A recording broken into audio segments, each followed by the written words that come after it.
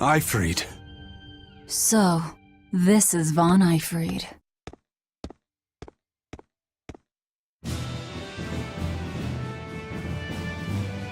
Eisen, it's good to see you again. So you're alive. You could have sent a letter. When have you ever written a letter to another man? True. Aside from my little brother, not even once. Your brother? Ah, yes. You told me that once. Eisen, why? I've got no brother.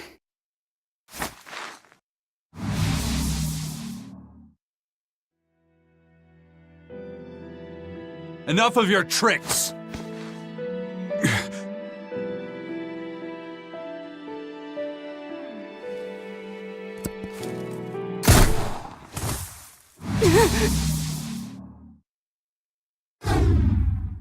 Thanks for luring him out. I owe you one. Zavid. Now come on out, you old coot!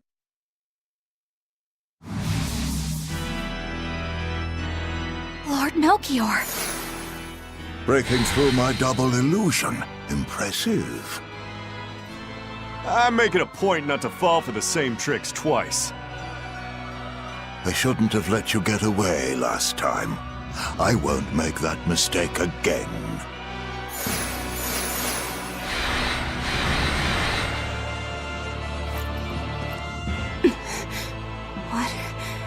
Why am I here? Her consciousness has returned, so that is its power.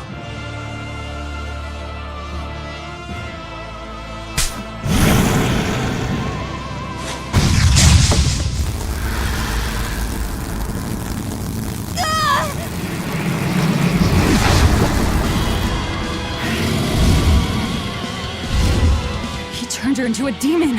What? This can't be happening!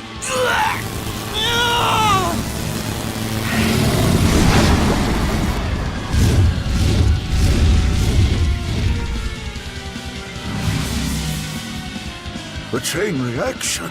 Your Reaper's curse is quite a dreadful affliction, isn't it? Don't you run away! Heads up! Wyvern's coming!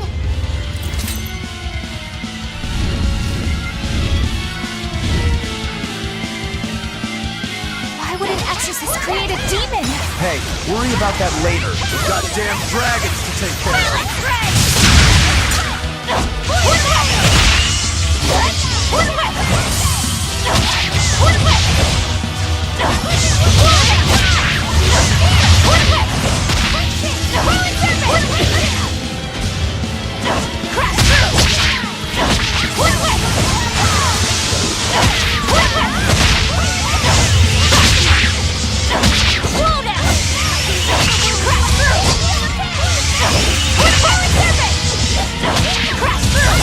I'll finish this!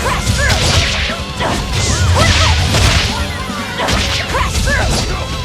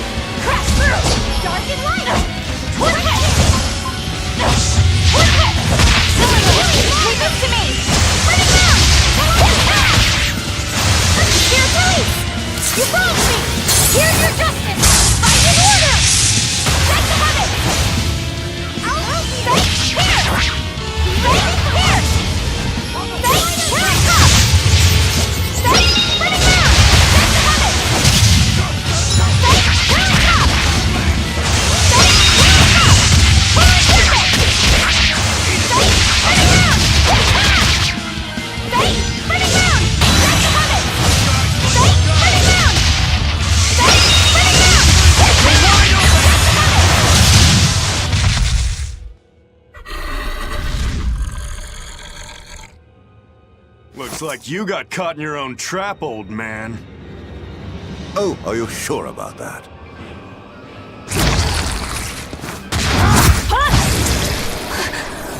What the? I'll take care of the last one.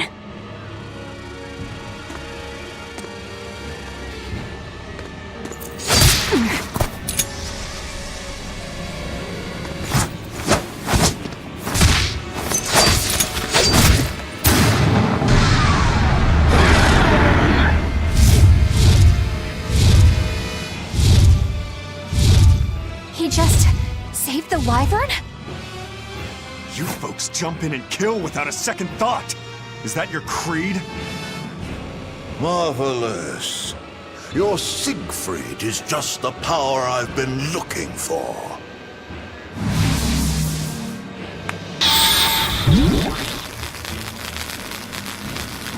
What? My work here is done. The hell did you do?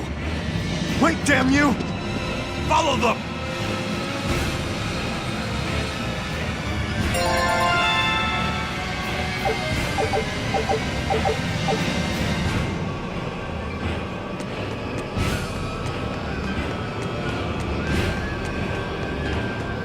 Where the hell did they go? Find them. They can't have gotten far.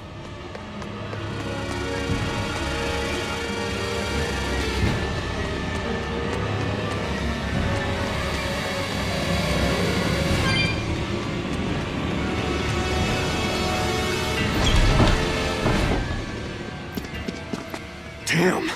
You sure got some speedy legs for an old fart. I'm glad to see you're okay, Zavid. It's not me that I'm worried about. Melchior was highly interested in your weapon. And yet he didn't steal it. Surely a legate like him could snatch it if he wanted to. Why bother stealing it when you can just copy its hidden formula? Some arts can decipher the workings of other arts in a split second. And guess what Melchior's specialty is?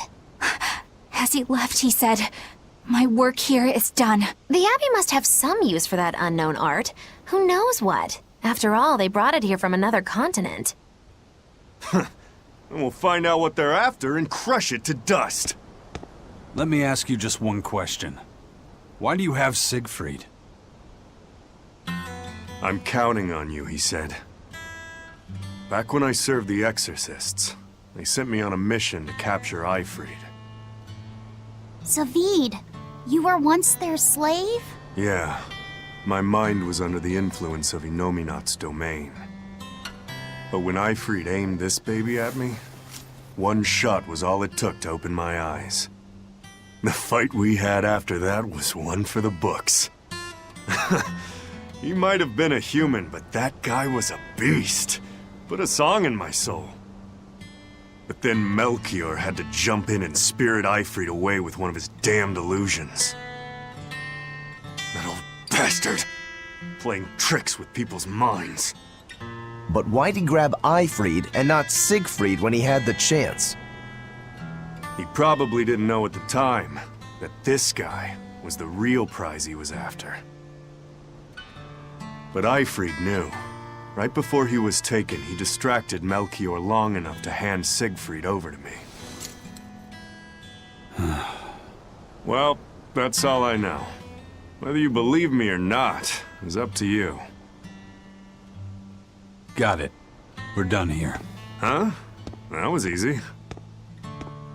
Eifried only says I'm counting on you to people he trusts. Is that so? So, what are you gonna do now? Gotta keep looking for Eifried. Still gotta give this back and settle our score.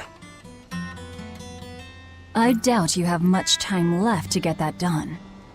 I'd hazard a guess that until now, Melchior was unaware what Siegfried could really do. In other words, he and the Exorcists weren't able to interrogate anything out of their captive. And now that Eifried's no longer needed, I see no reason for them to keep him alive. You think I don't know that? If you really want to save Eifried, you probably ought to team up with us. Nope. No can do. Why not? You lot will do anything to achieve your goals. Even kill. Sorry, I'm a fighter, not a killer. I won't steal a single life. That's just my creed. And I've got no intention of changing our pirate creed either. Eisen and Zavid have their own creeds. They both have such strong principles, even though they're so different. Just like humans.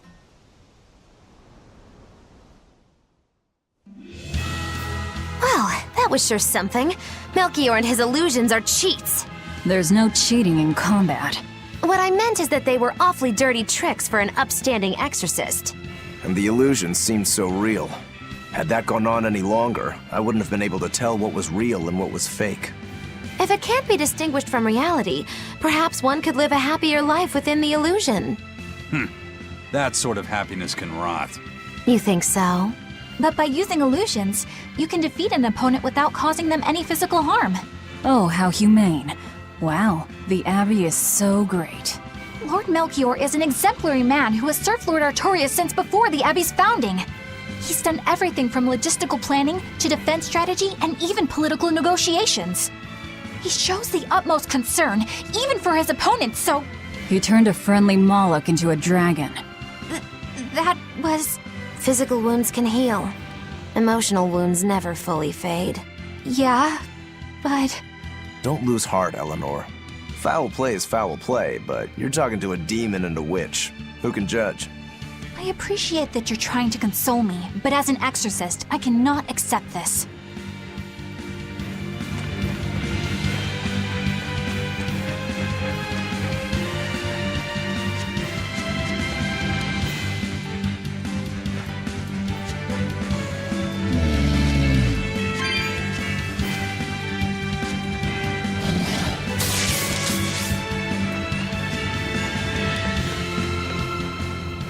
I thought I smelled someone pondering.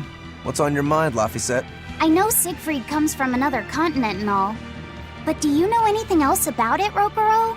Nope, can't say I do. All I care about are swords. That contraption doesn't interest me much. I suppose that makes sense. But it looked real powerful. Just guessing based on how we saw Zavid use it, I'd say it amplifies his power somehow. An amplifier. It's true that he seemed to get stronger when he fired it at himself. Yeah, and it gave that dying legendary wyvern enough strength to escape.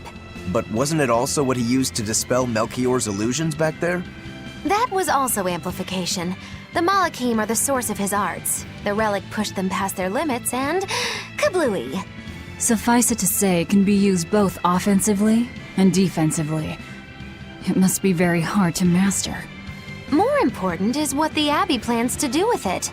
Not that I really care. Laphicet? May I ask you something? What is it? The girl with the umbrella from Lord Melchior's illusion. What is her connection to Eisen? I don't think he'd answer if I asked him myself. I don't know. I was wondering about her as well. She was pretty, wasn't she? Oh, so you like a girl who's cute, but with a bit of sophistication. Really? I thought his type was more like Shh. What's going on? We were discussing a delicate topic. Laphicet's first crush, if you must know. Oh, No, we weren't. We were just talking about the umbrella girl from the illusion. the Umbrella Girl. That illusion made Eisen hesitate. She must be really important to him. Indeed. It must be a deep, naughty relationship. Come on now. Like a wife he wants to leave but he can never let go. Or a lover from whom he can't move on. No, that's too wild, and she's too young. Yeah, it's not that. What's more likely for a self-serving pirate is a daughter from a woman who only knows him by a fake name, perhaps one whom he cast aside, or who cast him aside! And maybe she was somebody he couldn't marry for some reason. But when she died, he raised her daughter for her. He had been friends with her since they were children, but they only realized their true feelings after they had been married to someone else. Is this their idea of romance? In any case, beware of girls, Laphicet. Right.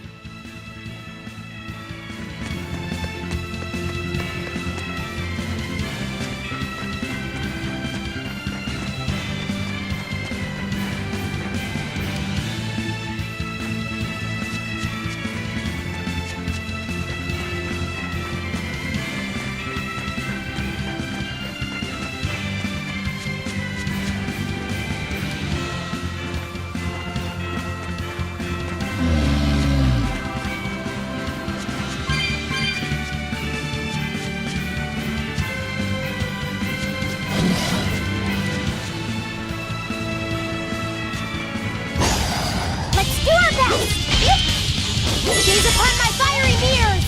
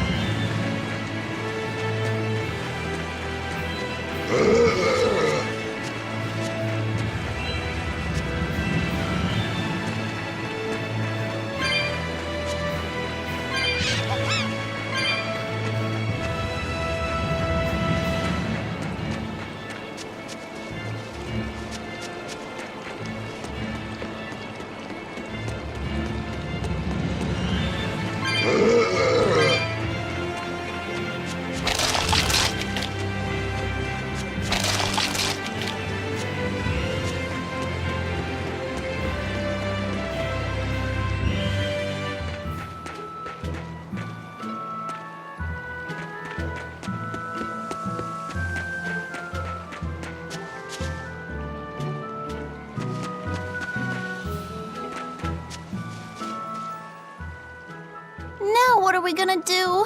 What's wrong? This dog came up with a book in its mouth. Here, take a look. Huh. It looks pretty old. I've never seen this kind of writing before. It's not ancient Avarost, that's for sure. Part of it looks like a chronology, so maybe it's a history book? If I were to guess, I'd say they're Meliodosian characters, which would peg it at about 2,000 years old. It's more recent than Avarost, but the writing has fallen completely out of use. All kinds of notes are written throughout the book, too. Someone must have been studying it. If it's research material, that might make it Videl's book. Videl? Who's that? He's a weird kid who's way into studying history. He lives at the inn. Could you maybe deliver the book to him for us? We were told not to get too close to him, so... Yeah, sure. I guess.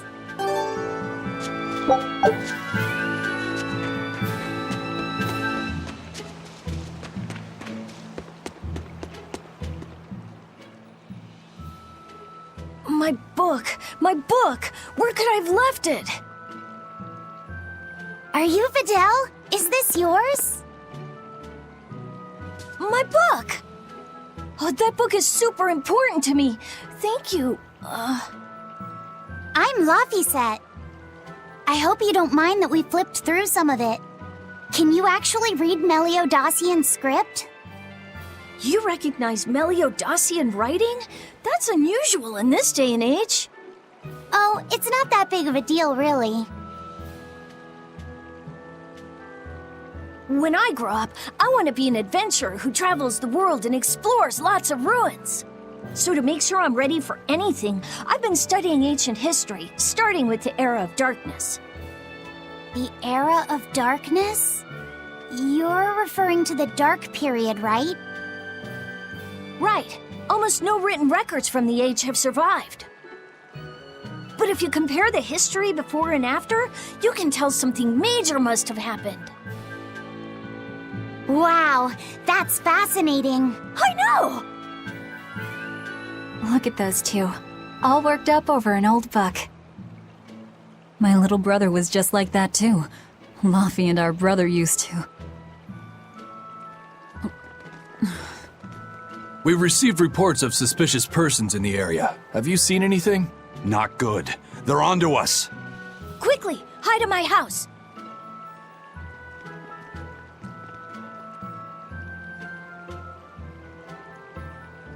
Videl, have you seen anyone suspicious recently? Sorry, sir. I've been absorbed in my book. That's all right, thanks. Look, I know it must be tough living alone with your mom. Just remember, your father's a praetor. He's out there fighting to protect us all. Keep your chin up for his sake at least, all right? Uh-huh.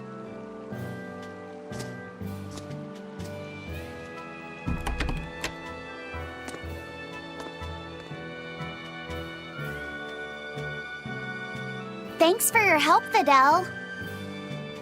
Videl, your father is an exorcist?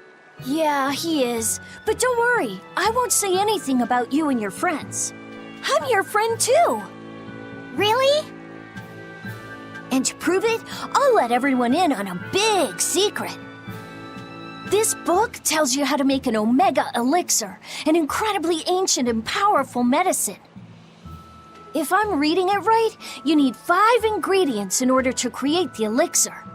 I've only translated one of them so far, but I'll tell you what it is. That's really nice of you, Videl. But I don't have any way to repay you for this. Oh, please, think nothing of it. I'd just like it if you came and talked with me again sometime. Of course! What are friends for?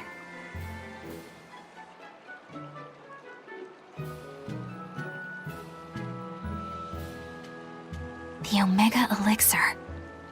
That's an ancient medicine said to be able to cure any disease.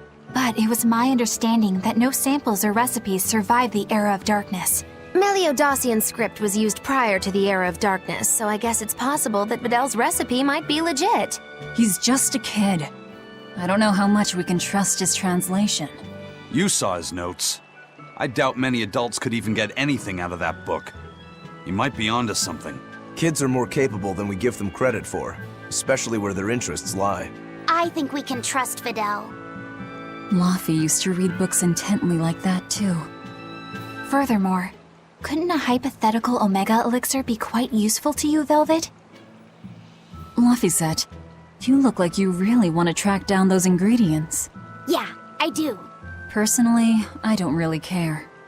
But if you want to look for them, I won't stop you. Okay.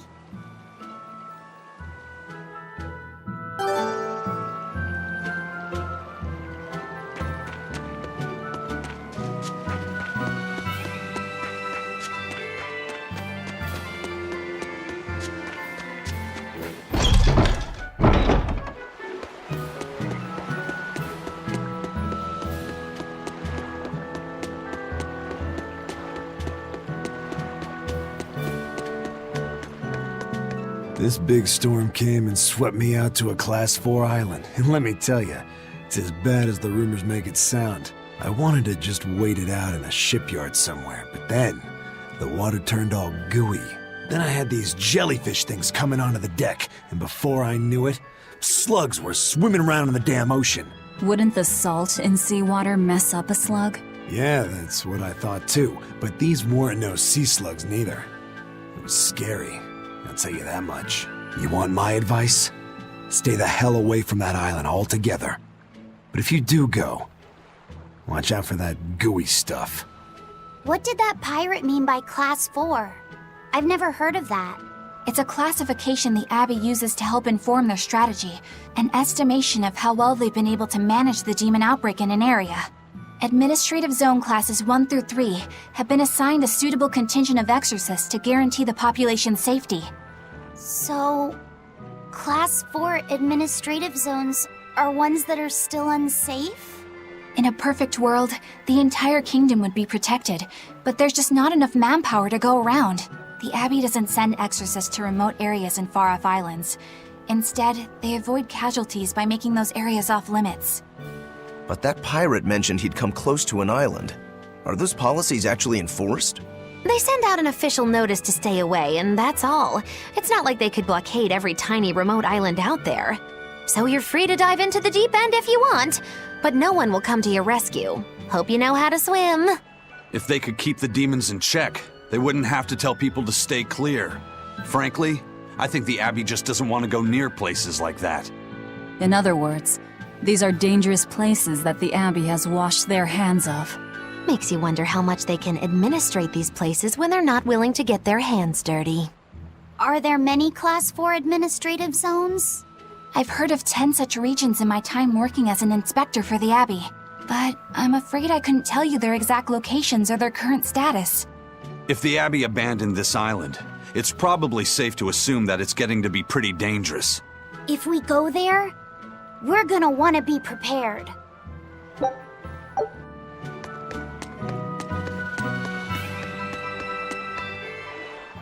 Demons! There's more of them! A whole band of them rampaging through Roark Forest! There was already one dangerous demon in those woods, and now we have more! And they're still on the loose! A lot of exorcists have come to deal with them, but... What do these demons look like? That's what I want to know. Those Abbey people won't tell us nothing. Every time a demon comes around, it's all, show us your cargo this, and don't leave port for a while that. How are we supposed to catch any fish? These demons really are a pain in the neck. If I was an exorcist, I'd lay down some justice, I tell ya. At the end of the day, it's not the demons or the exorcists that have it rough. It's us normal folk. Anyway, you guys should be careful. There are demons about. Thanks for the warning.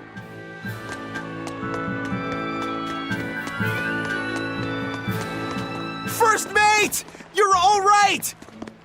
Sorry to worry you. And the captain? It turned out to be a fake. But now I know the real one's still alive somewhere. Well, of course he is. Not that he has a lot of time left. What do you mean? Calm down. I'll explain later. Eisen! You stay calm too, okay? And you've all taken your Salatoma? Yes, sir. And nobody died? All still kicking.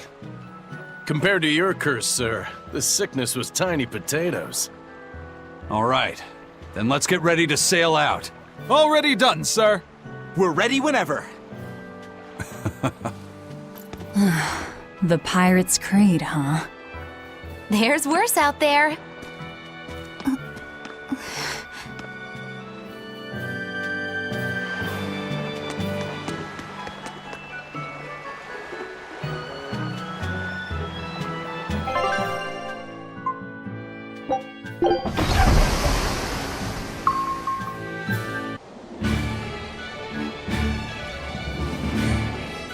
It's too bad that wasn't the real Ifreed. But I'm glad everyone on the ship is feeling better. Yeah. Though it sounds like they never want to touch that Salatoma stuff ever again. What about Eleanor? She took it too, and her face went all wow. I don't mean how she looked. I mean how she actually feels. Oh, well, she looks like she feels better too. Good. You're worried about her, aren't you, Velvet? No, it's nothing like that. Let me tell you something, kiddo. When young maidens ripen, they have trouble expressing their feelings. So Velvet's... ripen? Mogulu! Quit giving Laphicet confusing thoughts! No trouble expressing those feelings, I see.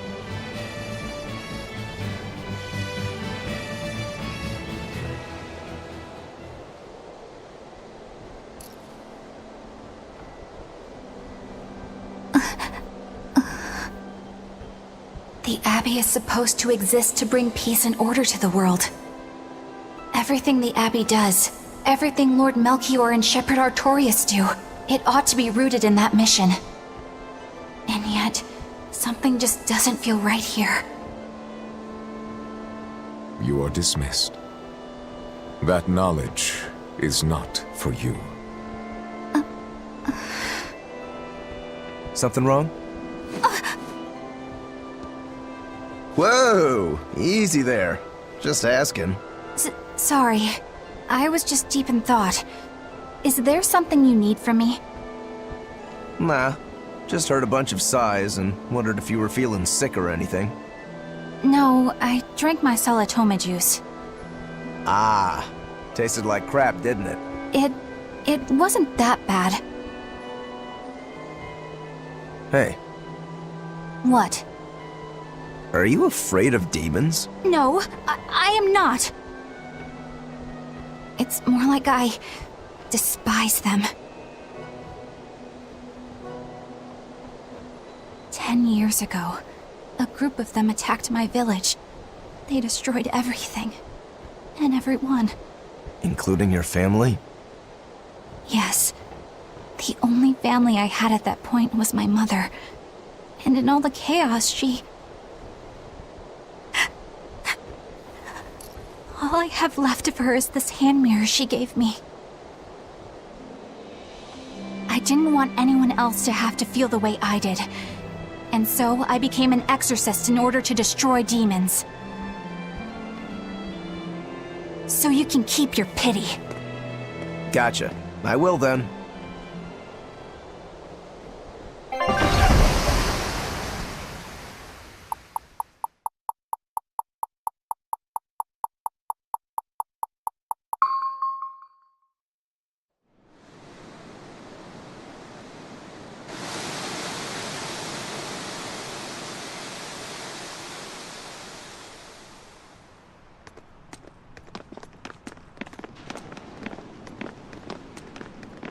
What is that? That's called a penguin, a type of bird native to this area. Penguin. Their meat is succulent and tender, and makes a lovely stew. Wow, what's it taste like? You'd eat that poor thing? Savage. You're one to talk, demon. It was one of my mother's specialties. All right, enough of the chit-chat. Magilu, what's this grimoire friend of yours like? Well, how do I put it? Oh. You know, like that. Like what? Well, to put it in a way those of meager imagination can understand, Grimm's got a sort of listless, aristocratic air about her. A noble woman in her twilight, you could say. Huh. So you mean like a woman, but different from Velvet and Eleanor. You're not wrong there. Tell you what, just keep an eye out for a grown woman. Grown woman. Okay, I got it. Well, since we got her name, we could start by asking around. Exactly. Now you're talking. What's up, kiddo? Magilu, you're a grown woman yourself. So why is it you have trouble clearly expressing your real feelings? Good question. Put simply, a long time ago, mine broke. Bagow! Chapoom! Bye-bye! Your feelings broke? Come on. Let's question the townsfolk.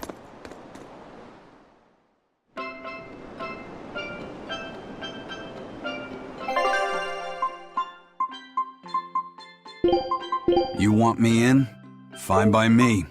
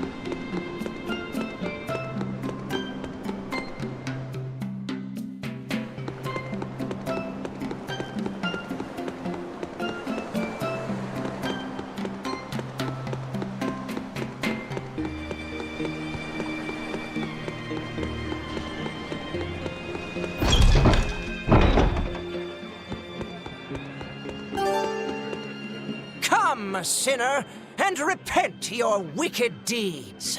Who? Me? I don't think I've done much that needs repenting. No, my son, you must be mistaken, for I can tell just from how you dress that a great many sins weigh heavily upon your heart. But it's not too late for you yet. You must confess your sins and repent.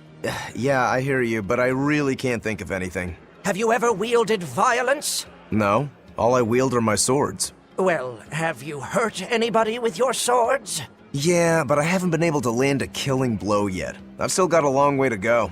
But the next time, I'll kill him. No, you have it all wrong. You must repent for how you've used your swords. Oh, I get it. I need to improve my cutting technique, right? That's not what I meant either. Then what do you mean? It's a priest's job to guide the layman, right? You'll have to start speaking more clearly if you want anyone to trust your advice. Get your act together, man. Yes, I'll reflect upon the error of my ways. Wait, what?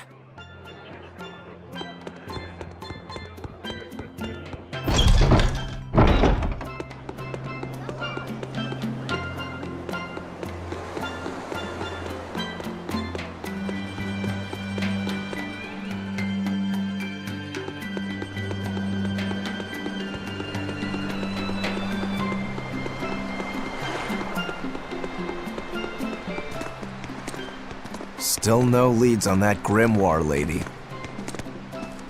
Magulu, when did you get that letter from her you mentioned? Hard to say. It must have been last year?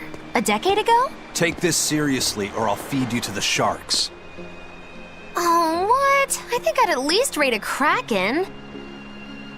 Keep this up and I swear I'll eat... It's them! The final preparations are complete. Once you've assumed your new post, everyone will act on your command. Thank you, sister. But to be honest, I worry that these shoes I'm filling might just be a bit too big for me. You need not worry. You possess a special strength and quality that others lack. Shepherd Artorias has high hopes for your deployment to Palamides. Fear not. Just be yourself and you'll do fine. Believe you're a leader, and you will be. Yes, I'll try to make you proud, sister. They're sending him to Palamides? Is that the name of a facility on this island? I had better get going. Safe travels.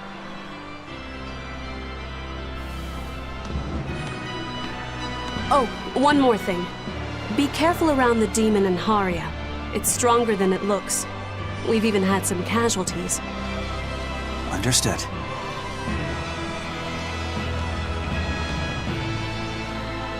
Also, if you must drink the water, remember to boil it. Sister... I know, I worry too much. But I just can't help myself.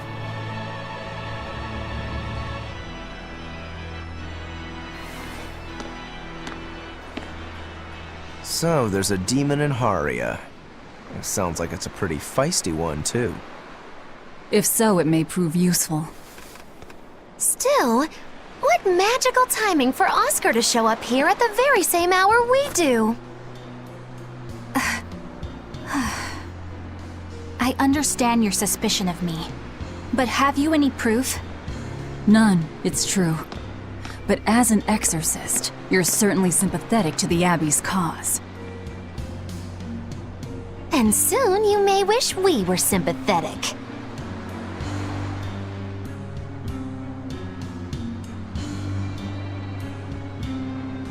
Eleanor hasn't been snitching on us. I'm sure of it. And how would you know? Are you watching her even when she's taking a bath? Huh? No, I don't. I always stay outside when she's taking a bath. And... Then isn't it possible she's communicating with the Abbey in secret while you're not there? You pledged to obey me until the day you die, correct? Yes, that I did.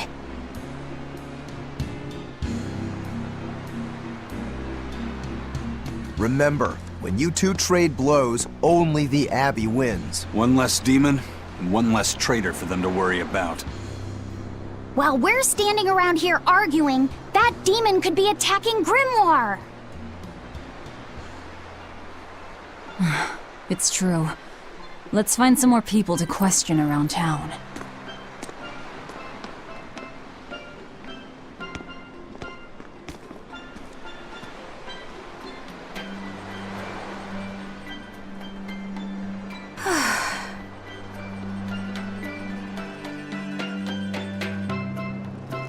So what's it really like? Huh? The connection between Moloch and Vessel. Do you share, like, thoughts and feelings? Sort of. When I'm dwelling inside Eleanor, I can see what she sees and hear what she hears. But I can't read her thoughts or her emotions. Sitting in a box doesn't teach you how the box feels. I see. In that case, I want to give her as little time alone as possible. I don't want to bathe with her, alright? I know. You're a boy and all. For her baths, we can send Bienfu. No, that's a bad idea. It'll have to be Magilu. Or myself. Phew! What sort of boundaries have you and Eleanor drawn? How do you sleep? We talk before bed sometimes. But it's not like I'm sleeping by her side or anything. It's easier for me to tell when she wakes up if I'm dwelling inside her. Does she ever get out of bed at night? Not in my experience. And she sleeps so peacefully. Huh? When she's around you guys, she always looks so stern. But when she's sleeping, her expression is softer, you could say. She lets her hair down too. And I think it's kinda prettier that way. Huh. So that's what he likes. Well, keep an eye on her, but... But? Watch out for the older girls. Huh? Teresa and Oscar sure seem close. I've known them since I was an initiate, but I've never seen them quarrel, not even once. Did you ever fight with your brother, Velvet? Yeah, I guess I did. Sometimes I'd chew him out, and he'd sulk and stop talking to me, but I found that adorable too. You did? No matter how much he dug in his heels, or tried to talk like he was in charge, after a while he'd be right there trailing along behind me. Like a little puppy dog. Puppies are a lot more obedient. I always had to keep an eye on him. Little brothers are odd creatures. Rokuro's a little brother. Is he adorable too? Huh? I don't think a little brother who's out to kill you is in any way adorable. But Shigure seemed like he was having fun. Sometimes you just don't make sense. Huh? I don't know. Little brothers. Do you have any siblings? I'm an only child. Well then, that's perfect. You pretend the boy is your little brother. Huh? That's a bit extreme, but actually, when I'm talking with Laphicet, sometimes I think, this is what having a brother must feel like. I could be Eleanor's brother. Don't take any of this nonsense seriously, Laphicet. Malachim are just tools to exorcists. She can never think of you as her brother. Oh, yeah. You're wrong. I've changed how I view Malachim. I know that's true because I can think of him as a brother. Right. She's all talk. Don't believe her. It seems to me like you're the one who's treating him as a tool, by forcing your own opinions upon him. Ooh, two sisters struggling for the affections of their brother. Eeny teeny candlestick, which one will the Muppet pick? How about an older brother instead?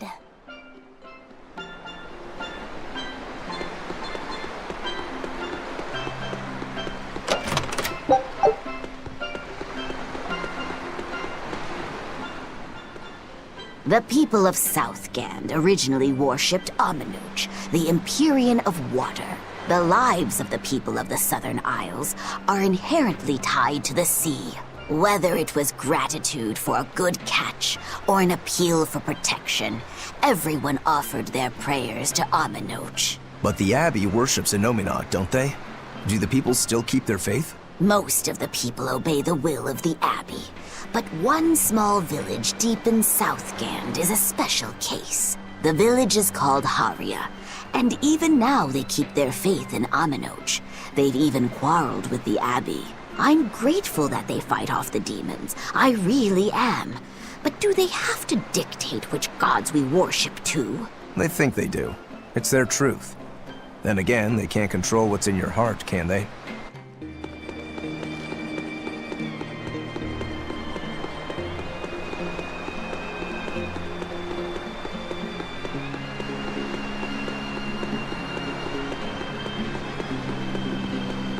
Hey, this doll? It looks like Bienfu. Ah, a keen eye you have, young man. That is a doll of the Empyrean Aminoch. That's Empyrean Aminoch? Yep, no doubt about it. I've seen her with my own eyes. Real dignified, but not without a bit of a temper. You saw her? Why was she angry? Well, the Abbey's banned any profession of the Aminochian faith in Southgand, despite her popularity. Gotta assume that's what got her all bent out of shape. I tried talking to her, but no matter what I said, she was just like, oh. Wait, that sounds like... And that low-energy goddess you saw? The doll you've got here looks like her? Yeah, more or less. Ha! Fortune smiles upon thee, weary adventurers. That listless goddess is none other than Grim. Grimoire isn't human? When did I ever say she was?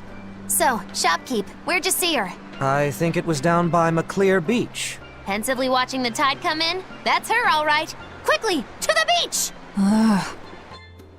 Why didn't you mention Grimoire as a Moloch before now? You can't be too careful with that information. Spies, spies listening everywhere!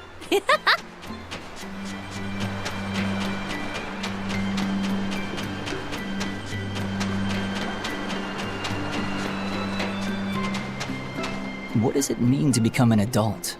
The eternal question of youth. Have you ever heard of the ceremony of adulthood? It's a yearly tradition on this island. If I remember right, it's totally wild. Everyone throws bananas and oranges at each other.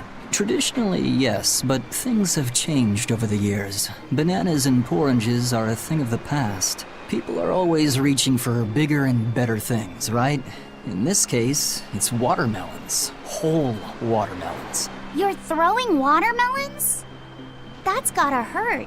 Trust me, I know. But watermelons are the least of our worries. Recently, people have started flinging coconuts. Coconuts? Those things are as hard as rocks! Trust me, I know. Like getting hit with a brick. Now, every year, there are some kids who never make it to adulthood. You don't mean they... Yeah, I've kept putting it off myself, but it looks like this year I've got no choice but to participate. That's crazy. It's far too dangerous. And more importantly, how does it make someone an adult? There are ancient traditions that say overcoming danger marks a child's coming of age. Some people still cling to the old ways. You've hit the nail on the head. There are lots of old folks that sit around complaining how weak as darn kids are. The hypocrites. Back then, they used bananas and watermelons. They even cracked the watermelons ahead of time. I don't think cracking a coconut would help much either. So that's why you're standing about looking blue. I'm so ashamed of myself for being scared. If you don't want to do the ceremony, why not just skip it? I'd love to, but I don't really have a choice. I wouldn't be able to show my face around here if I chickened out. Having the courage to say no to something you don't feel is right. Isn't that the true mark of an adult? Wait. You're right! Now I can finally become an adult! Oh, yeah! Look how grown up I am! And getting carried away with yourself and acting the fool is the true mark of immaturity. Sorry. You're right.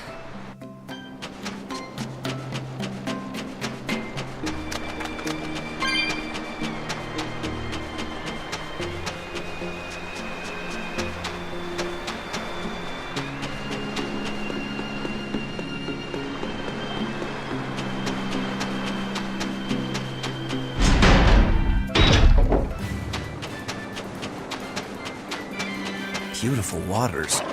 So this is Muckler Beach. I hope she's actually here.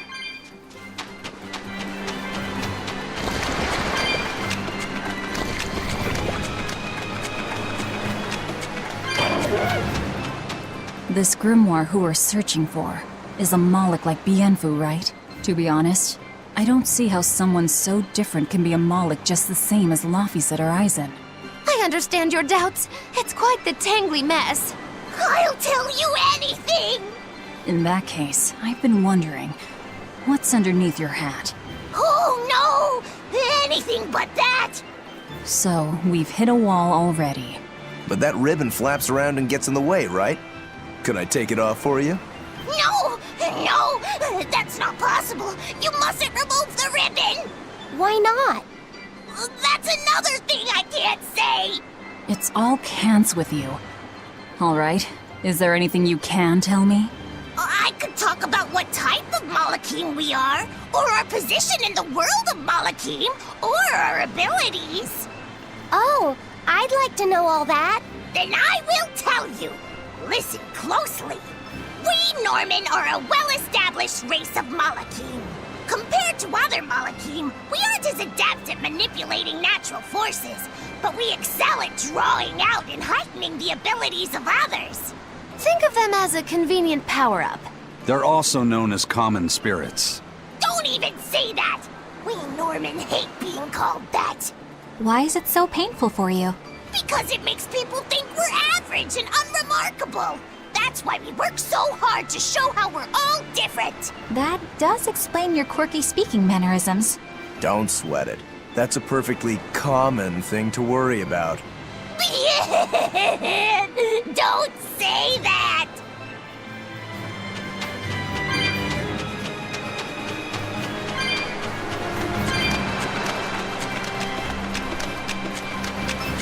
What are those penguins doing? Probably keeping their eggs warm? Most likely.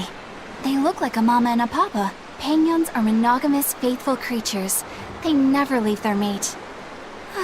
Isn't that romantic?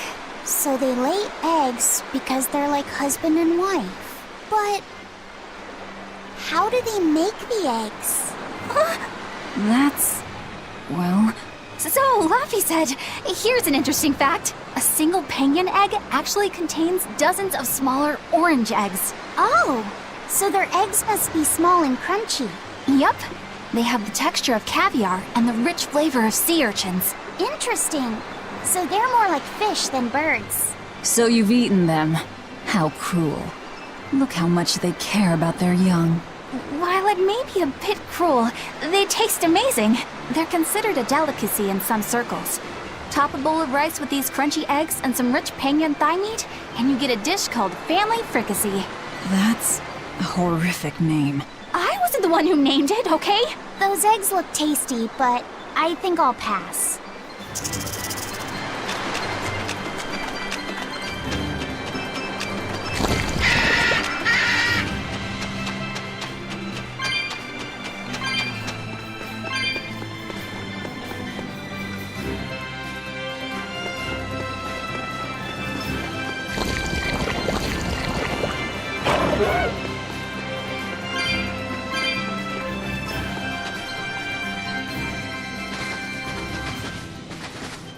Is that... Grimoire?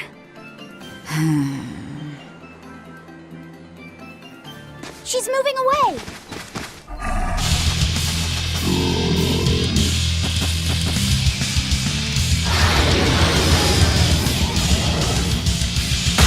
A dragon? No, just a big lizard demon. Is it friends with Guile?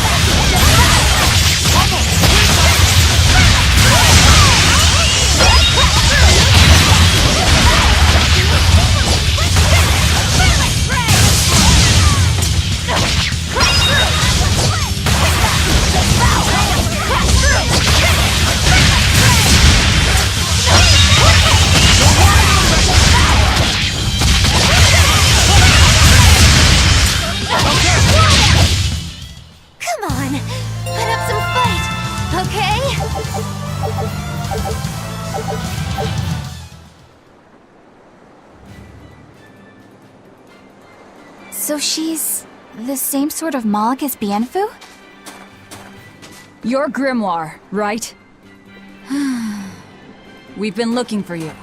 We need your help. Who are you? I'm Velvet. I know your witch friend. Oh. Grim, so wonderful to see you. It's been forever!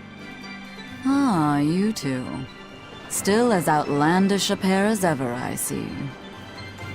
How exactly do you know her? Witch training? She was an upperclassman. And? We found this fascinating ancient tome, and we were hoping you could read it for us. Goodness, Magilu. You of all people joining a team? I didn't know you had it in you.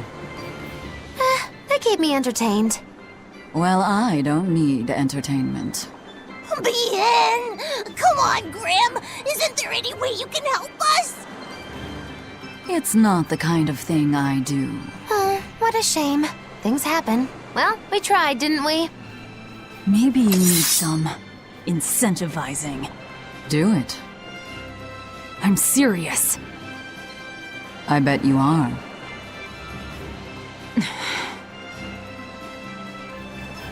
Your eyes tell me you're dangerous. Trouble follows you like a hawk tails a rabbit. And at my age, trouble is something I'd rather avoid.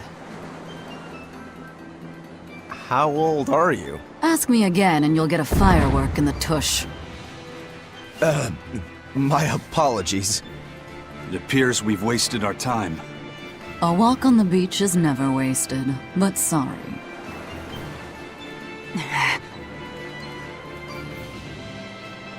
Well, how did you learn to read the ancient tongue?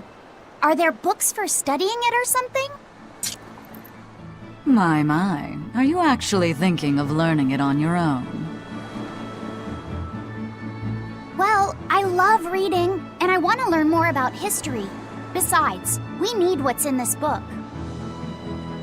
You have passion, child, I'll give you that. Not to mention you want to be helpful to Velvet, don't you, kid? Yeah. My tuition isn't cheap, you know. You will teach me? No, I won't. But I admire your dedication enough to read it for you. Now where's this book? Here it is, ma'am. You needn't be so formal. Oh, yes, ma'am. Not ma'am. Right. Let's see what we're looking at here.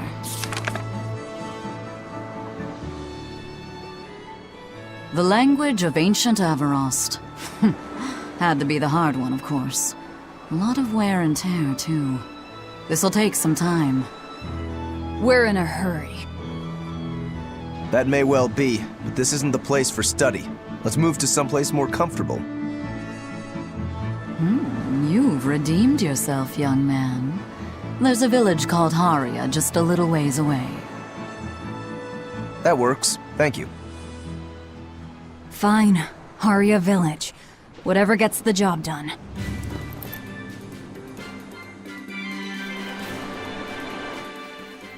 I apologize if I'm being rude, but I have to ask. You're not Aminoch the Empyrean, are you? Of course I'm not. What would even make you ask such a thing? A shop in Isolt was selling Aminoch figurines that looked just like you. Oh, that. I distinctly remember whispering to the shopkeeper in his sleep, telling him not to sell those things. You showing up in his dreams probably only convinced him you were the real deal. You should sue for his use of your likeness and get proper compensation from that shopkeeper. Forget it. It's no concern. Yeah, you're right. It's not like they'd ever sell anyway. Oh, you think a figurine of mine wouldn't sell? You got this whole somber, all-we thing going on. A figurine needs to be cute, like me. Then how about I turn you into a product? Me? Really? Oh yes. I'll have you stuffed and mounted. But since it'd be a unique piece, I'd have to price it a bit higher. Mounted? No, count me out! Oh, you're no fun. Now, what was it we were talking about? Whether or not you are the Empyrean Aminoch. Ah, yes, that's right. I'm no Empyrean. I'm just a simple girl. It would be hard for anyone to worship an Empyrean like me, right? That's true. I mean, it just seems like you're the type who can see through anything, so perhaps an Empyrean seems less intimidating from a certain point of view. You're saying I'm scarier than an Empyrean? Not scarier exactly, just more of a savvy sort of woman. That's not a bad answer, but it won't get you out of the doghouse.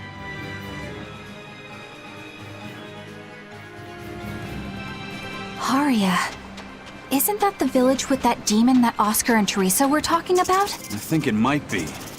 We should remain on our guard.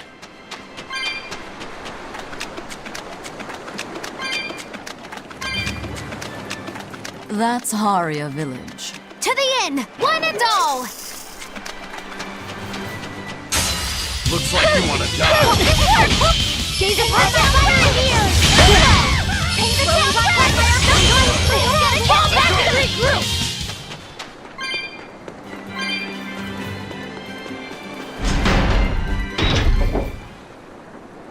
From what we heard in Iseult, demons are attacking villages, and more people are growing upset with the Abbey. So I hadn't expected things in Haria village to be so laid back. They might be on their best behavior because you're accompanied by an exorcist. Huh. I didn't know you could see the world in more than just black and white.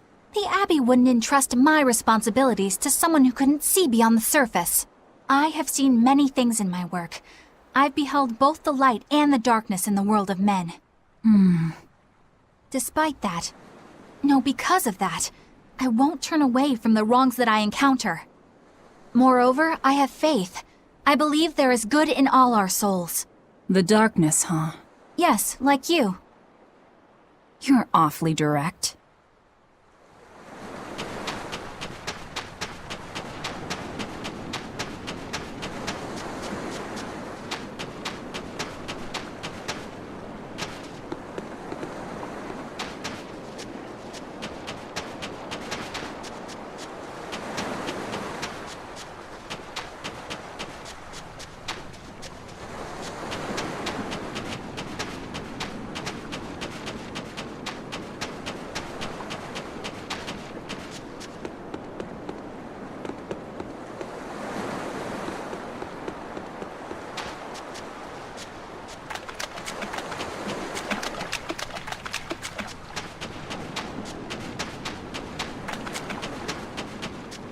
I can't deal with this anymore. What's the matter? Everyone's sick of all these fruit-flavored gels, right? So, I made gels using the giant cacao beans only found here on this island.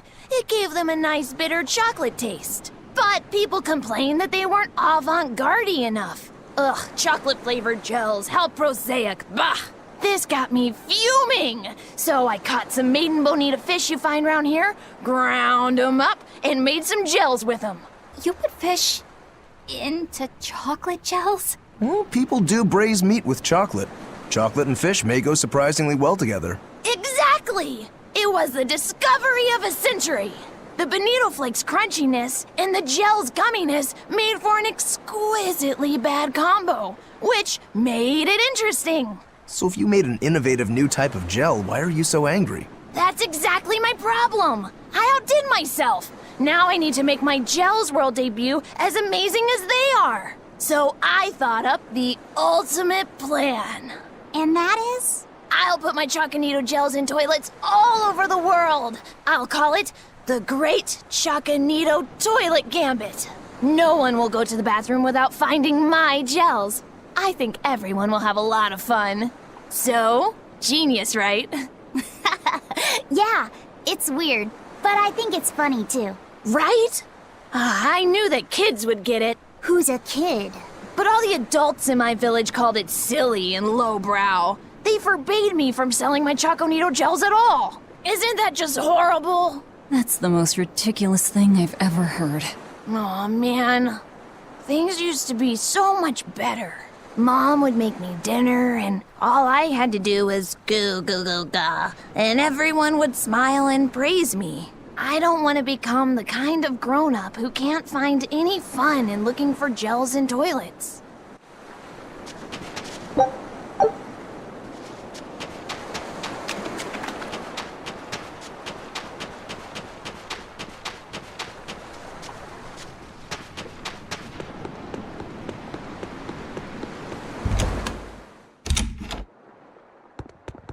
We could use a place to stay. Any rooms open? Yep. Just finished cleaning, in fact. You can help yourself to that room there. All right, time to start deciphering this scroll. Let's wait somewhere outside so Grim can concentrate. Do you think maybe I could stay and watch? I really do want to study the ancient tongue. I promise I'll be quiet and not get in your way, teacher. What did you just say, child? That I'd be quiet and... No, what did you call me? Teacher?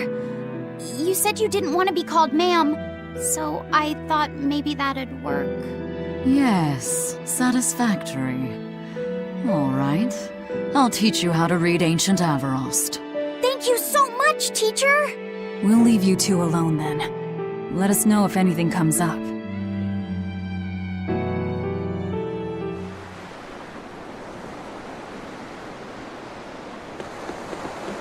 Do you plan on just giving up? Palamides is Amenoch's temple. The priestess isn't the only one whose job it is to protect that temple. It's the duty of everyone born in this village. Why did the Abbey need Amenoch's temple badly enough to risk causing this much unrest? But how will we protect our village from the demons if the Abbey abandons us? Besides, we won't be able to do business with the people of Isolt anymore. Our faith in Amenoch has nothing to do with the demons. When the priestess gets back, I'm going with her to protest. The demon blight changed everything. Will we never be able to return to the way things were? The way things were.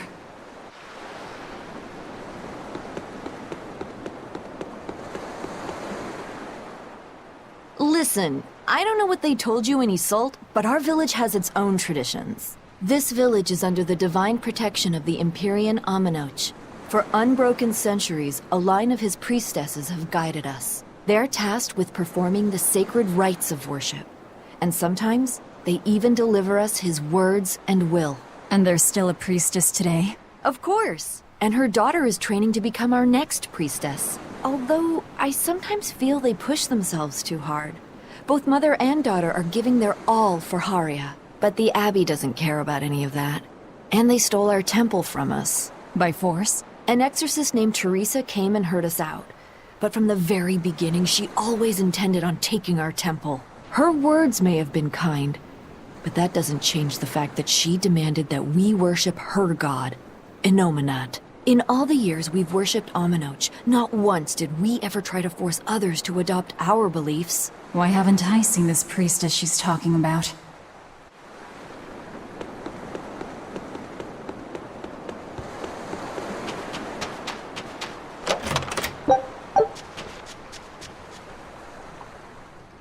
So she digs being called teacher.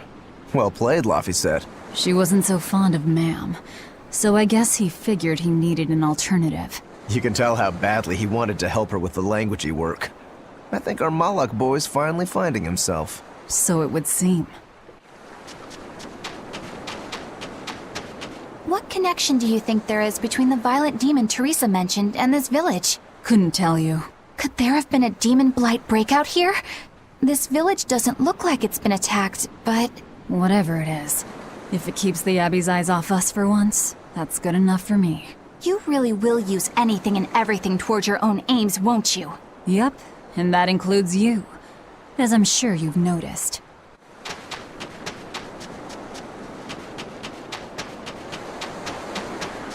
It sounds like deciphering the text might take some time. We should be prepared to wait it out here a while. Hopefully it'll all be worth it in the end. I hope so too. But ancient Avarost is complex. It's not just a matter of knowing the grammar and vocabulary. Oh? Then how exactly do you read it? I'm not sure about the specifics myself, but from what I understand, you kind of have to intuit a lot of it. A language based on guesswork? Thanks, old dead people. You're officially the worst.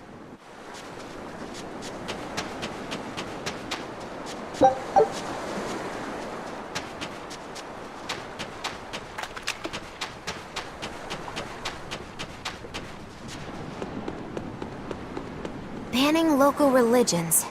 The Abbey sure knows how to oppress the populace. I'd imagine that comes part and parcel with spreading the good word. Other gods would only get in the way. From what we overheard, it sounds like they've taken over Amenoch's temple, Palamides, to use as their base of operations. Sealing it off would be provocative enough, but straight up taking it over? Not a lot of so-called reason to that. Unless... Do you think they need it for some other purpose? Shrug.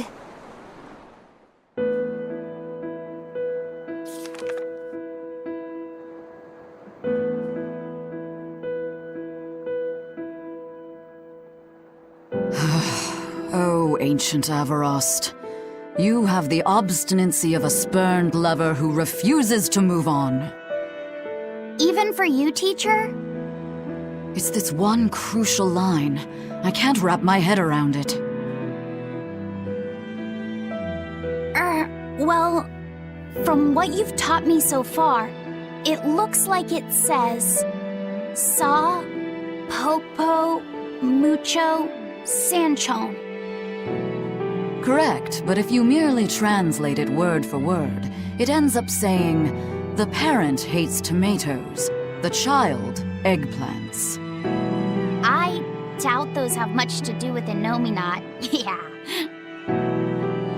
Their grammar is nothing like ours. Sometimes you have to reorder the words, and even then the meaning can require leaps of logic and flashes of intuition. Reordering? So like... San-san, Pocho Pocho, Pocho Musan, Pocho Musan. Can you read it that way? Pocho Musan. Now where did you get that from? These words are lined up, like they repeat. And when I read this part that same way, it just felt right. Pocho Musan. If that's repeated here, then the passage turns into... the Nameless Empyrean. Empyrean! Ho ho, that has to refer to Innominat. I think we're on to something. Alright, so if we apply this rule here, then... It would seem to be a book of children's counting songs. It's not about Innominat? What matters is what the song says, child. And I think you will be very interested in the words. I wonder if they've made any progress yet. Shall we go check on them?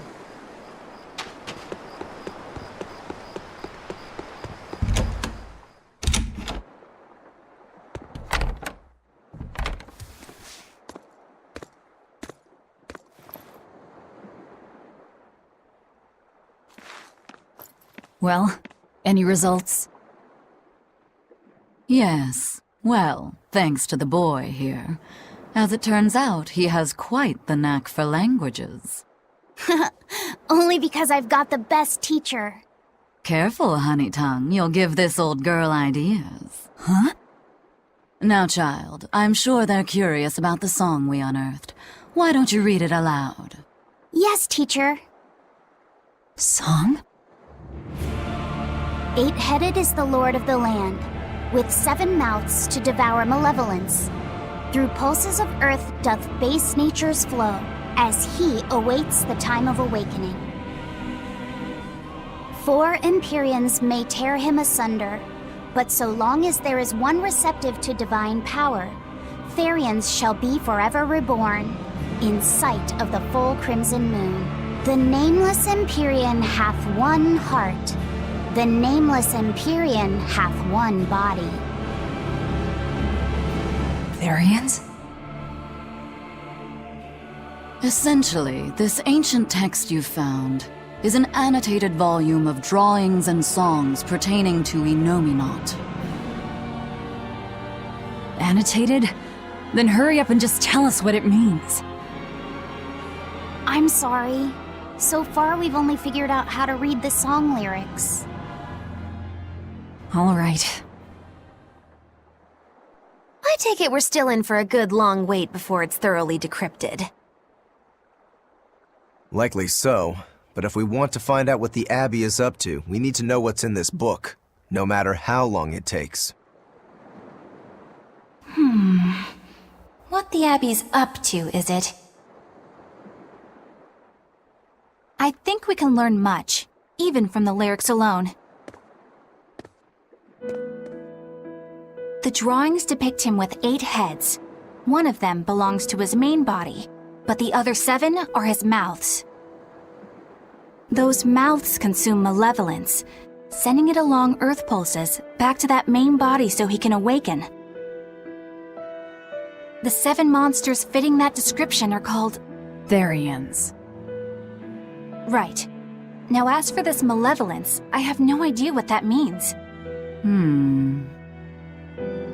What about the second part?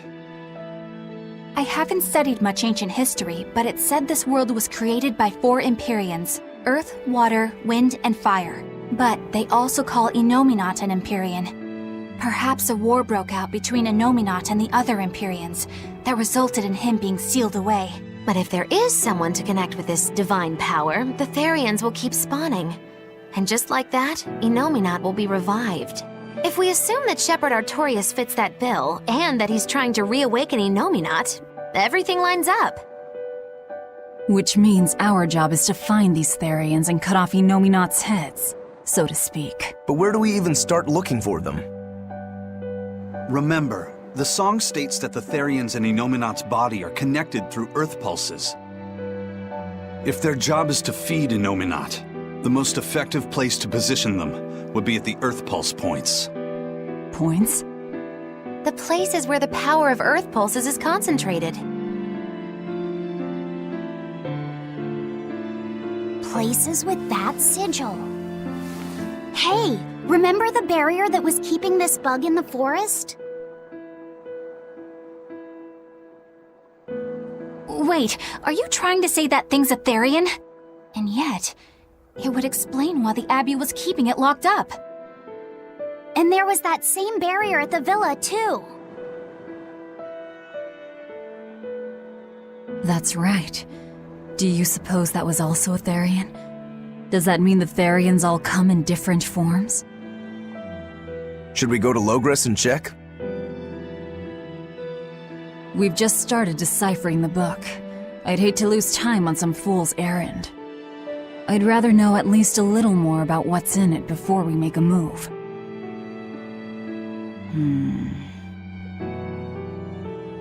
Something bothering you, Grim? This line. The one about Therians being forever reborn.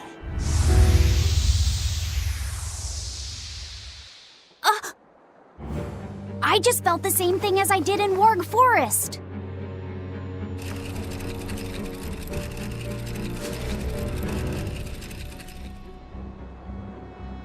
The needle's pointing in the direction of Amenoch's temple, Palamides. Do I recall hearing that the Abbey took that over? Temples and ritual sites are often built on places thought to be rich in spiritual energy. Could the temple possibly be an Earth Pulse point? There's lots of Earth pulse points scattered all over the world. If there's only 7 Therians, most of them will be empty. It's not like we have any better leads. If there's even a chance, shouldn't we go check it out? Better than sitting around waiting on the book. If nothing else, we'll find out what Laphicet is sensing. Just a theory, but if you were to kill a Therian... What? I guess there's only one way to find out. Never mind. Good luck out there.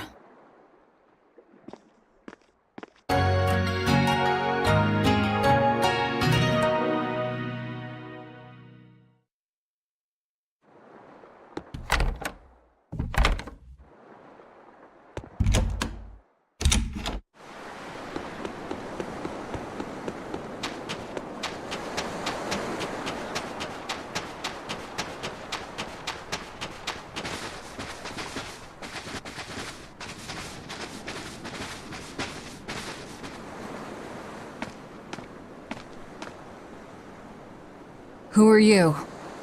The innkeeper's daughter. I happened to overhear you all talking about going to Palamides, and... Did you report us to the Abbey?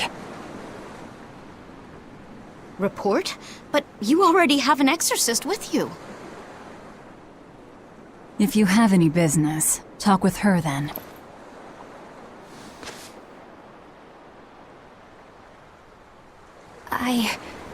I'm Eleanor Hume, an exorcist with the Abbey.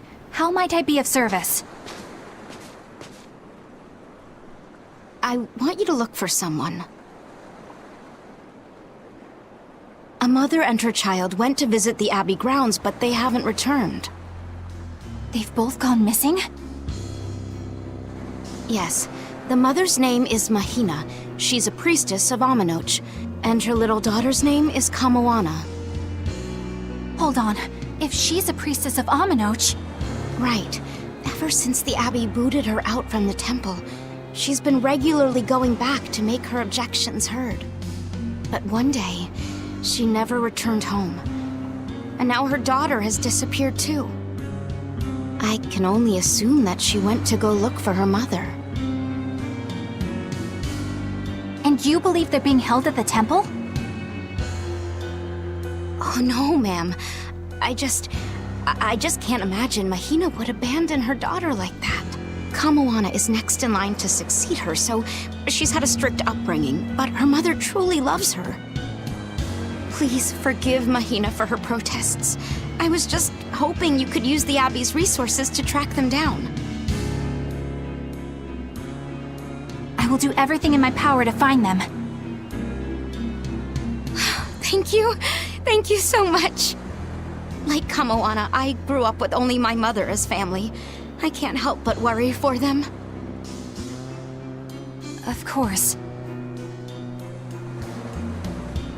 Let's be off, Miss Exorcist.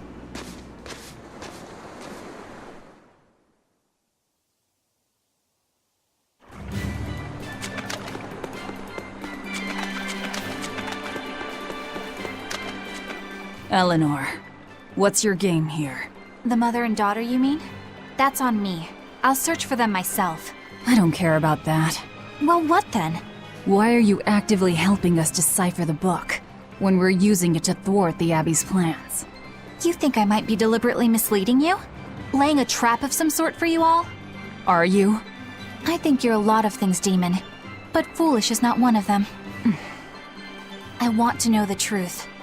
I want to know what Lord Artorias is trying to accomplish. And there's something happening in the world right now. I want to know what it is. Unfortunately, little old Eleanor has never been deemed trustworthy enough to be given such information. So, my only option is to find out for myself. You've got the soul searching down at least. The Abbey and your band of rogues follow two different paths. But something tells me either will lead me to the same destination.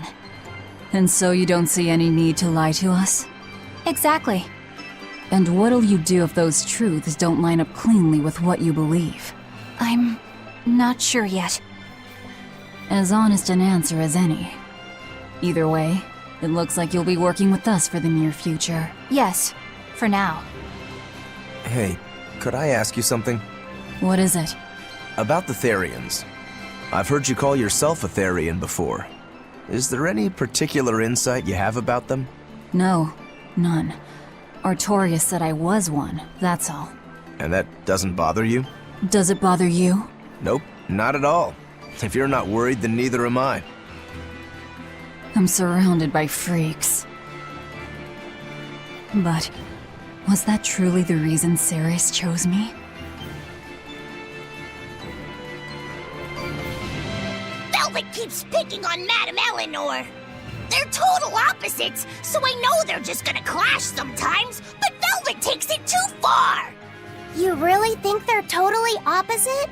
If Madame Eleanor is a white lily, then Velvet is a black rose. If Madame Eleanor is a soaring Pegasus, then Velvet is a wolf in the shadows. If Madame Eleanor is a plate of spaghetti carbonara, Velvet is squidding noodles with seaweed. I don't follow you completely, but I think I get the point.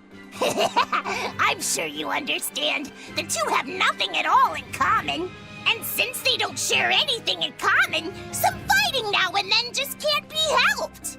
Well, they both have beautiful hair. Okay, but we're talking a noble exorcist and an aloof demon. Eleanor sometimes treats you coldly. And Velvet has helped me more times than I can count. Madame Eleanor gives herself fully to the salvation of others, but Velvet is bent solely on revenge. That means they're both motivated by thoughts of others. How is the cheerful and talkative Madame Eleanor at all the same as the brooding, taciturn Velvet? Both of them talk to me when it's just the two of us together. You're just trying to be contrary. I'm only telling you what I've experienced. Actually, I feel that Madame Eleanor isn't really reaching out to me. It's all right if Eleanor doesn't want to talk to you. I'm here for you, Bienfu. You aren't alone. That just makes me feel lonelier. Bien. You two are opposites yourselves. Huh?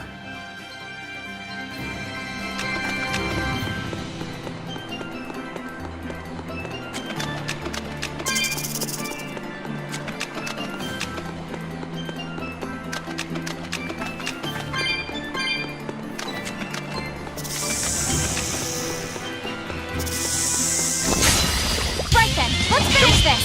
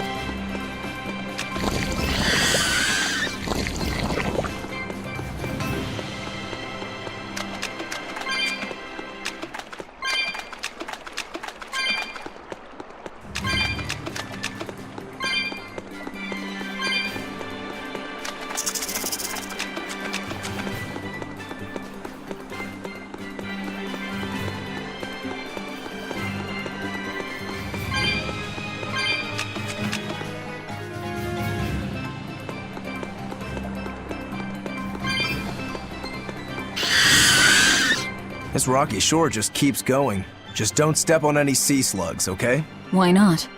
What's the big deal? It's just that it isn't pretty. Their insides squish everywhere. Yikes. That sounds pretty traumatizing. Then again, if you pickle their innards, it makes for a great snack. You eat them? Oh, don't be a baby. You've had worse. Forget the sea slugs.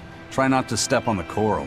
Good point. Coral is alive and needs our protection. Or maybe it's because some of it can be sold for jewelry. I didn't mean either of those reasons. Although Manon appears similar to Maclear Beach, it was formed by a completely different process. Now that you mention it, this area is covered by rocks. Maclear is just your average seashore. But Manon here was made by the slow corrosion of seaside caves. They were worn away by the waves? That too. But mainly, it was the handiwork of a rock-eating species of coral, known as ravening table coral. Stay in contact long enough, and they'll melt your flesh right off.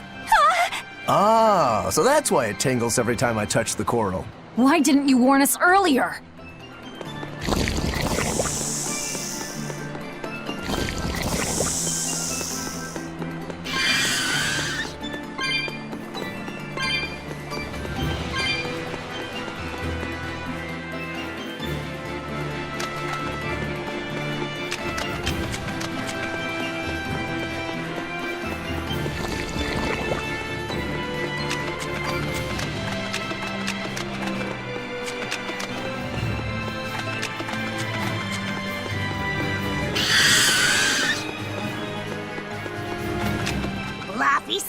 Have you been taking care of that rhino stag roast like a good boy?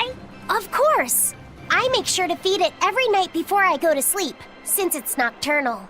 How long are you going to keep on calling it a rhino stag roast? I don't know.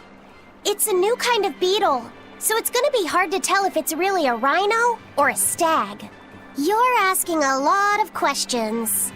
Bienfu, do you like bugs? Duh! I love rhinoceros and stag beetles both! What guy doesn't find them fascinating? Right? So which kind of beetle do you think it is? Rhino or stag? Oh, that's a tough question. But guess what? Miss Mogulu taught me a surefire way to tell. I didn't know there was a way to tell. Yeah, but if I do it, you gotta name it after me, alright? Come on! What guy doesn't wish he had a cool bug named after himself, right? And besides, Miss Mogulu told me that this technique is so good that it's only fair to have a bug named after you in return. So what do you say, man to man? Come on, let's live the dream! Oh, all right. How can I say no to that? Besides, we all did work together to capture it anyway. Yay! Thanks, Laffy Set. All right, show me the bug, and I'll tell you what it is. Miss Mogulu says you need to open up its outer wings and get a good whiff of the thin underwings. I'm pretty sure I remember rhinoceros and stag beetles smelling really nasty under their wings. Is it really that bad? Why not find out for yourself? No thanks. I think I'll pass. Maybe you shouldn't do this after all, Bienfu. You probably just want to hog the name all to yourself. Well, too bad! A real man never goes back on his word. If it packs a mean punch, then it's a rhinoceros beetle. And if it smells really zesty, then it's a stag beetle. I don't know about this. Just let him do it, Laffy. He's already volunteered. I can do this? Just you watch!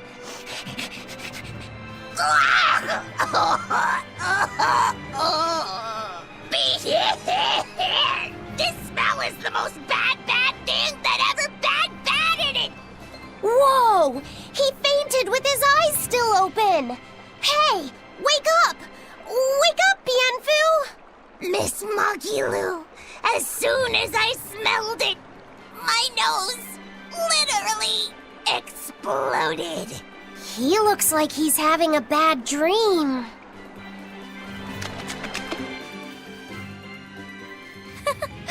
I spy with my little eyes a kiddo who's spying at my bewitching waist. Oh, sorry. I just couldn't help it. What are those books anyway? Oh, that's a great question.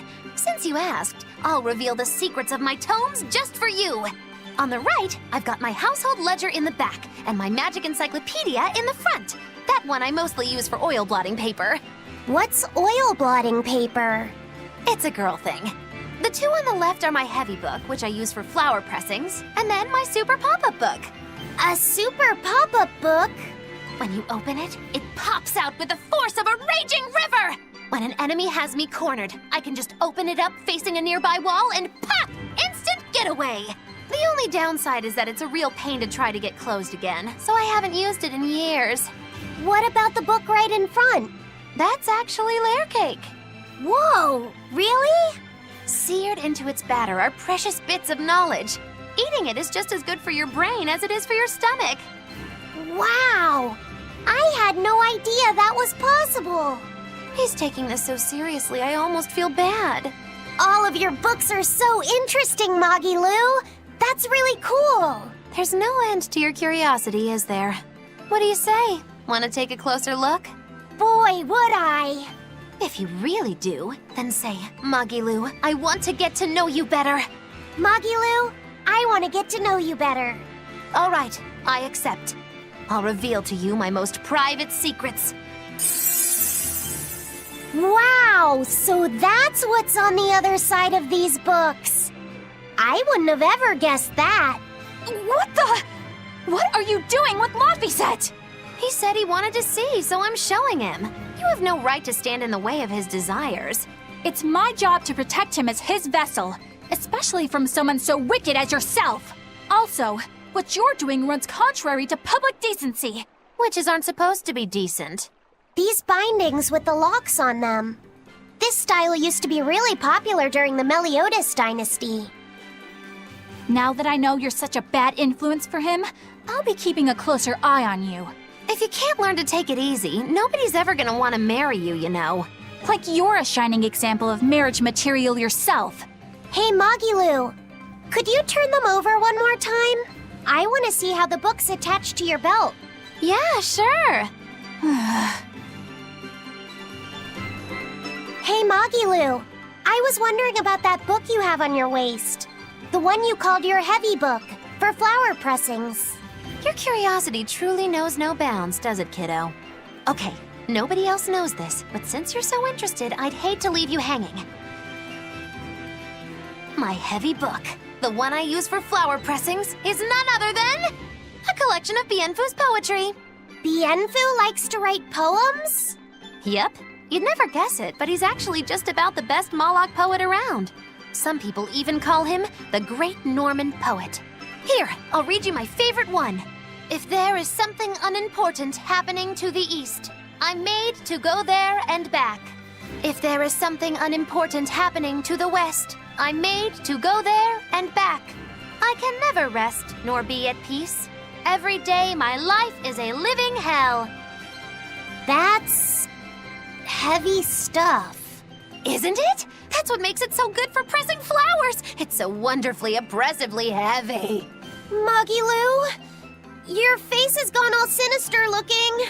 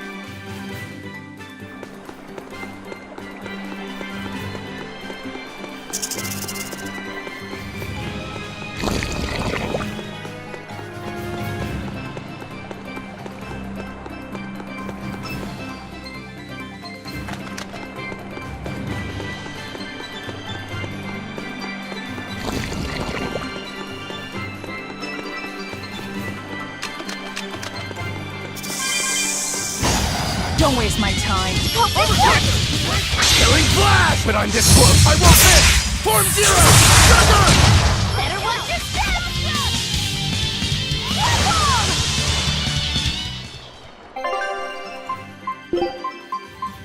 step! I'll do what I can. You want me in?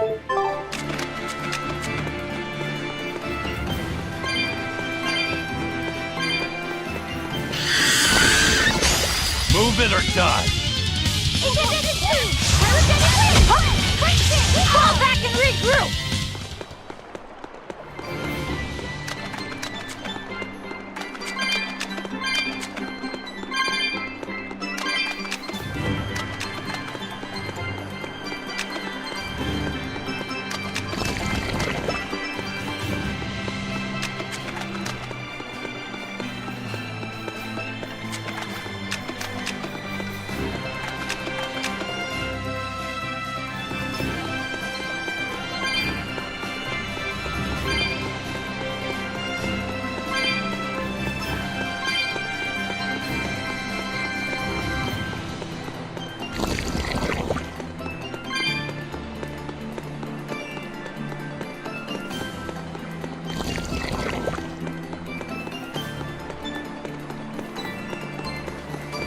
How about it, Laphicet? Picking up on anything? Yeah, in the direction of the temple. The feeling's getting stronger now.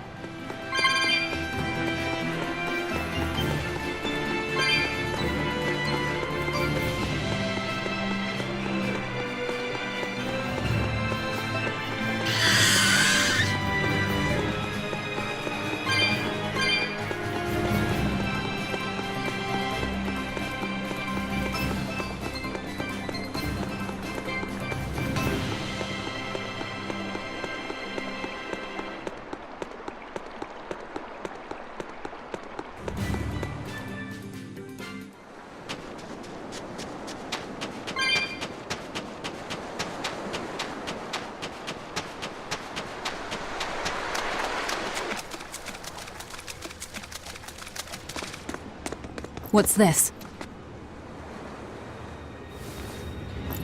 A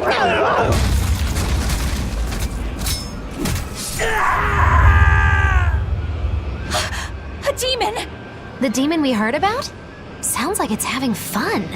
Then we'll use this distraction.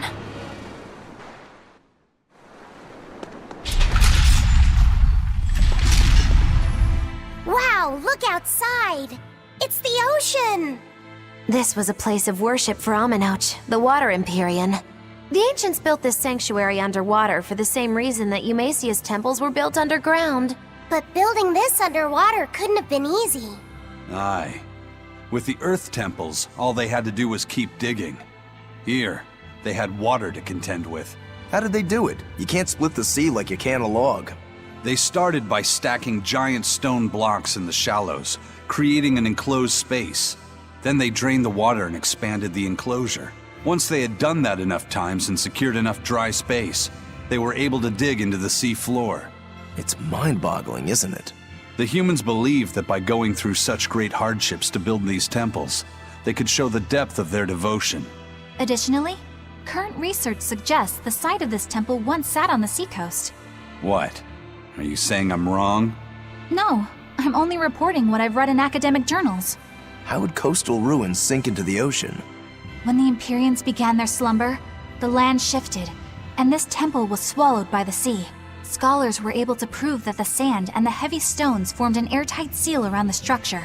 Later, people carved an undersea tunnel to connect to the temple, bringing it to its current state. Now that you mention it, I think I read that book too. Revised Theories on Ancient Architecture, right? That's the one. Have you read it, Aizen? No, I only read the first edition. The problem with the stone enclosure theory is that each time you expand the enclosure, the innermost stones have to be carried out. Once that was pointed out as being too inefficient, alternate theories were developed. The revised edition has a number of competing theories. I highly recommend reading it. I will then. So, wait, was that a complete rebuttal of Aizen's explanation? That was not my intention. It's okay. Archaeology is a continuous process of asking new questions and making new discoveries. Prevailing theories change all the time. What's it matter anyway? Let's just get going. There's no Empyrean here, right, Aizen? If you're worried about it, why not flip that coin of his? Heads, no Empyrean. Tails, Empyrean Central. But it always comes up tails. Like I said before, these temples are nothing more than places of worship built by human hands. The current religion started when humans, fearful of natural forces, began to worship four gods they called the Empyreans. If you're concerned about whether or not one is sleeping in these ruins, just remember that their very existence is only legend. Be that as it may, Inominat certainly exists. Aye. But I've never heard a single story of anyone actually seeing an Empyrean. Inominat must be a special case, then. Must be. I suppose so. If there were four more like him, and they were all trying to stop us, we'd be sunk. I can't disagree.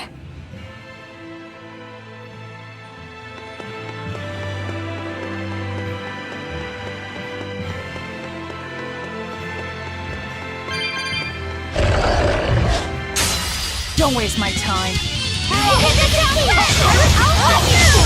It's gonna get ya! We gotta get out of here! Violet!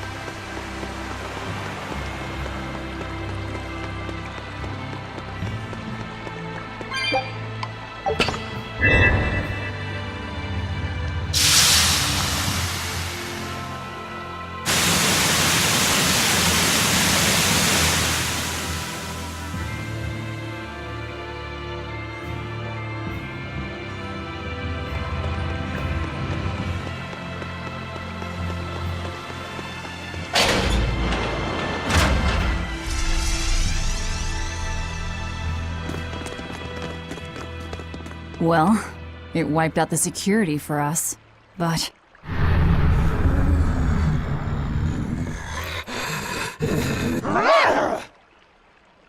Well, look at that. Wolfie's got the crest of Aminoch. The same pendant worn by priestesses. Then that makes this demon... Yeah, she must be the missing mother, Mahina. Can't be.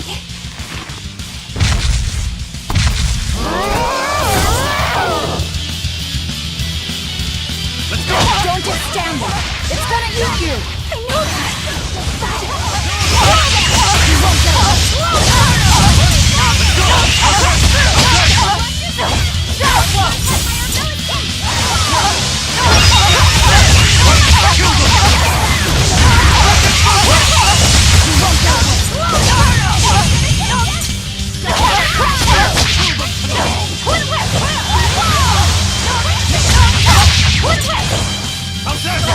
I know that.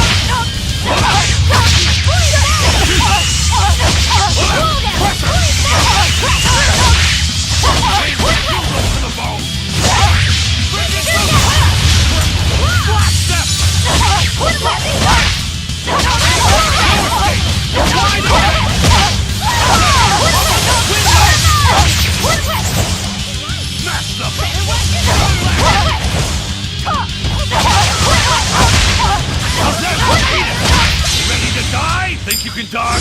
Just try! Perfect mayhem!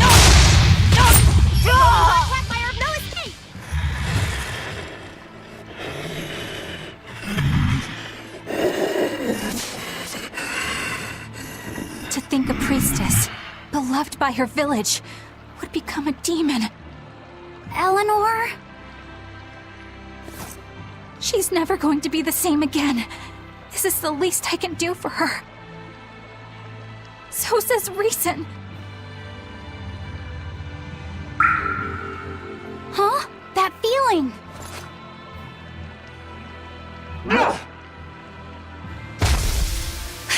Damn!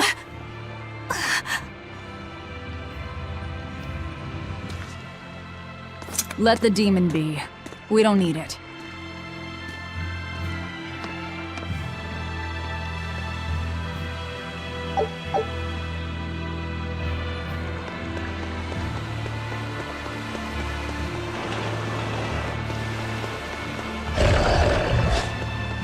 That demon. I guess she caught demon blight when she was looking for her daughter. Yeah, that's what the girl at the inn said. But even after turning into a demon, she's still searching for her daughter. Well, Rokurok, Korogane, and Dial all remember what they wanted when they were human, right? Demon or not, she's a mother. It's no surprise she would still be protective of her child. It could be that. Or it could be something else. Well, I hope that's what it is. I know that must be how she felt as a human. But demons don't have a sense of motherhood or any such thing. You saw how violent she was. She's not Mahina anymore. When she became a demon, she lost all capacity for empathy and love. It's heartbreaking, but it's the truth. Velvet and Rokuro still have empathy. One demon left unchecked could take 100 lives. And this one's even willing to attack exorcists. Demons can wipe out entire villages, even cities, just as they destroyed my village. Thus, my path is clear. Eleanor is right. There's no turning back once you've changed. Perhaps it would be a mercy to grant her peace through death.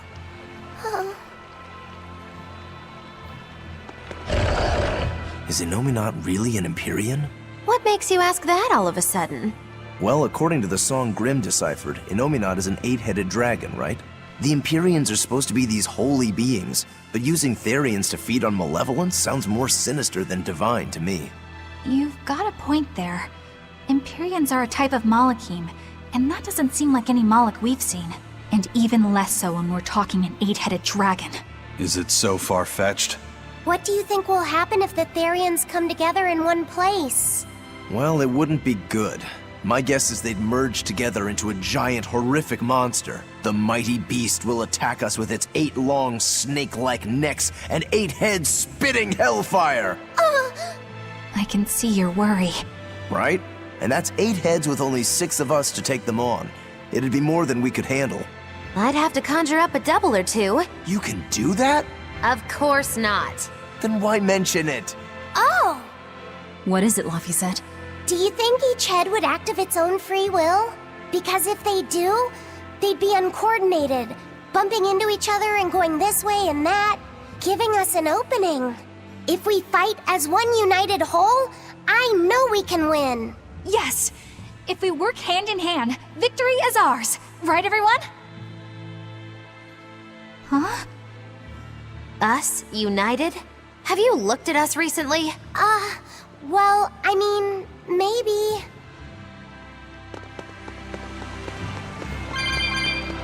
It won't open. Is there some sort of trick to it? Well, you could always try busting through it, but I wouldn't. Who knows what sort of traps you might trigger? I know. Look at that diamond-shaped stone in the door. Haven't we seen that somewhere else? You're right. It was on the pedestal with that chalice. That huge thing? You must have some sharp eyes there. I was more interested in what was inside that chalice. So, what? That chalice is the key? Somehow I doubt it'll be that simple. Some stones are colored and some aren't. It must hold some kind of significance. I think you're right.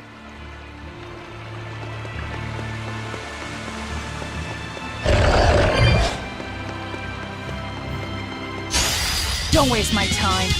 Darken light down red! Blood moon! Run like the wind!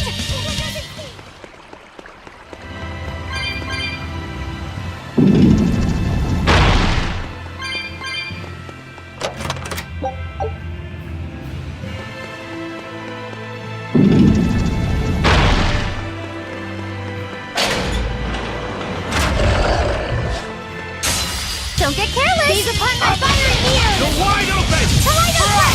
The what? See ya!